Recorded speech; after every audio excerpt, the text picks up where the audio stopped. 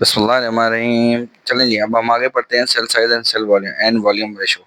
वो बता रहा है कि भाई जो ज़्यादा वेस्ट प्रोडक्शन है ना, डिमांड वो क्या करता है, न्यूट्रिएंट्स की डिमांड ज़्यादा करता है। क्या डायरेक्टली प्रोपोर्शनल है कि एक चीज़ बढ़ेगी तो दूसरी चीज़ भी बढ़ेगी। अब वो बता रहा है कि cell take up nutrients, cell क्या करते हैं, न्यूट्रिएंट्स को लेते हैं और एक्सक्रीट करते हैं वेस्ट को through its surface area, surface cell membrane.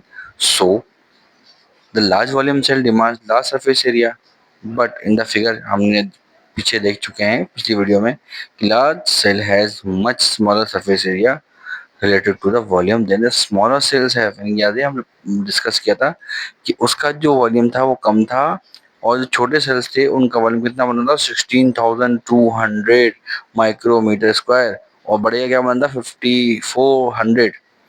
तो अब ये बता रहा है कि भाई हमने क्या ऑब्जर्व किया, वो ये है कि each internal region of the cell has been served by the part of the cell surface. उसके सेल सरफेस के हिसाब से उसका इंटरनल रीजन बनता है।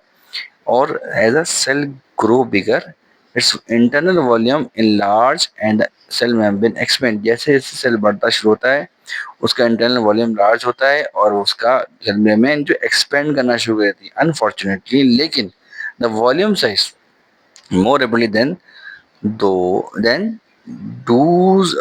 does the surface area, and so the relative amount of surface area available to pass material to a unit volume of cell steadily decrease।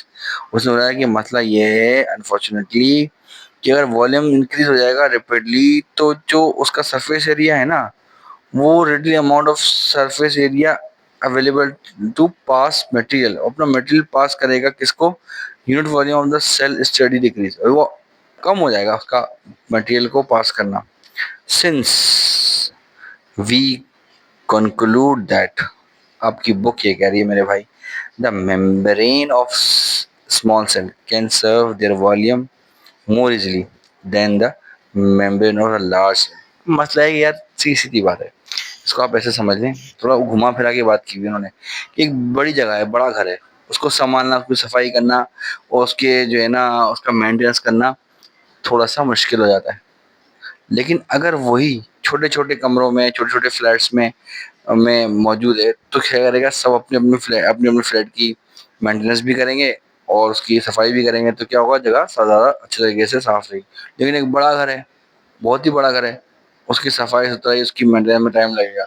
वो ये समझा रहा है बस कि एक बड़ा सेल है उसकी मेंटेनेंस में ज़्यादा टाइम लगता है, और एक छोटे सेल्स जो हैं वो अपनी जो है ना सरफेस एरिया और अपना जो मेंटेनेंस है वो बहुत अच्छे तरीके से अंजाम देते हैं। वो ये समझा रहा है आपको।